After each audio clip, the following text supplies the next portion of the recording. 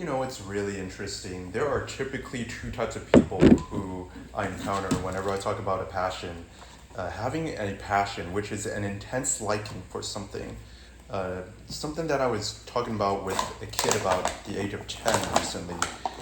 And you can see them trying to really struggle to understand it. And then there are others who are adults who really appreciate it.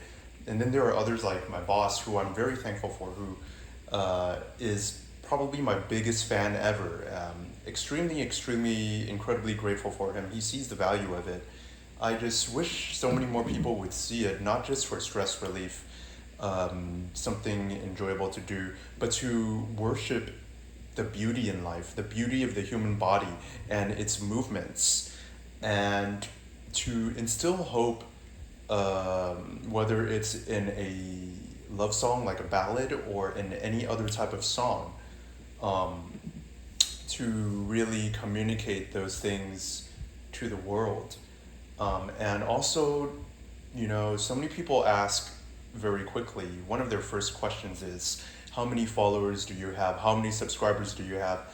That's basically like the consumerist kind of mindset. It's very outside, it's very superficial. It needs to be deeper than that. Otherwise, I wouldn't have continued it for, I think, about 8, 9 years since I was in my 20s. So as I continue on this journey, I try to stay consistent. It gets tougher and tougher because there are more responsibilities with aging, of course. But I'm really proud of how far I've come. It shows in the videos. There are times when I debated deleting older videos, but I kept them for that reason, because we all come from somewhere, right?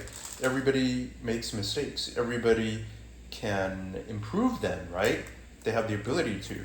And does that mean everybody can get into the wonderful wide world of dancing? Possibly, but here's the thing.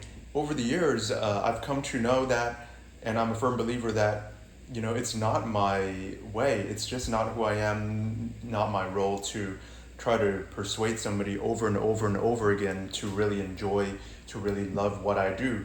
I'm fine with letting them just be who they are, telling them about my channel, explaining a bit of what I do, what I love, what I do, and I do what I love.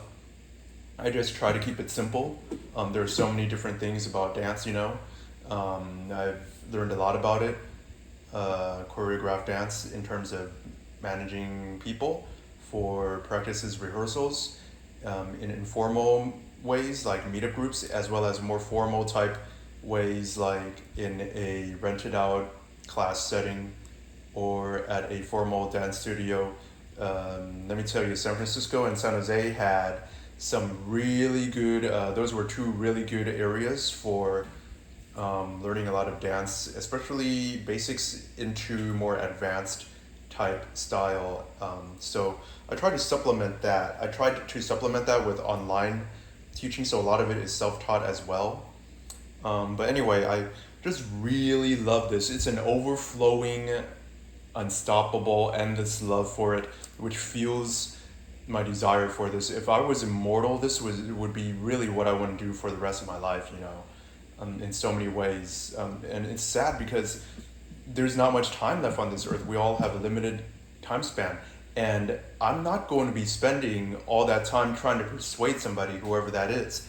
Whether if they're on the train already in some capacity, well, there you go. That's great. I would really enjoy that person, enjoy talking to them, enjoy working with them if we somehow magically do a collaboration, which depends on a lot of different factors like scheduling, preferences, things that we're not interested in, and so on. Other limits to what moves you can do that make you look good, what moves you do that don't make you look good. Those should be reduced, minimized, or ideally avoided.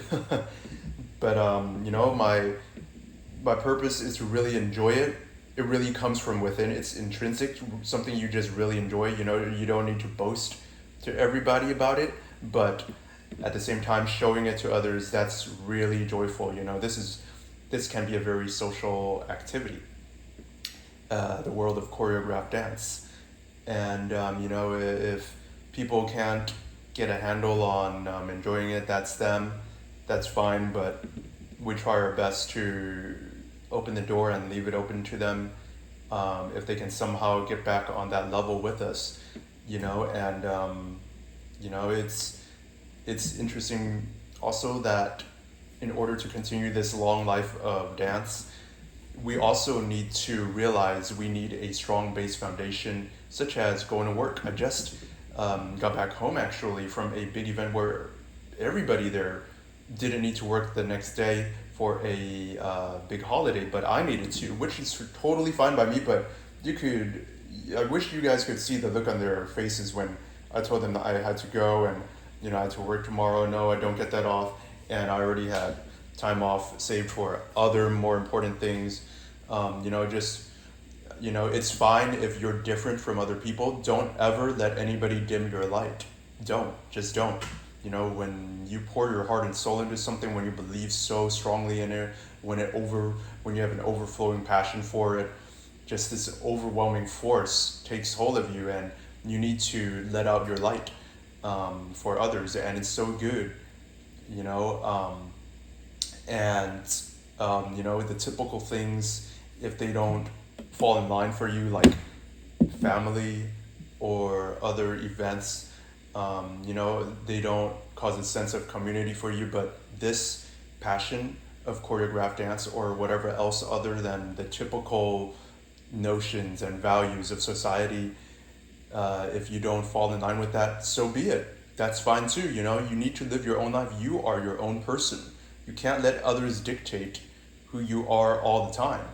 Then what's the point? You're just a robot, right? Just be controlled by somebody else.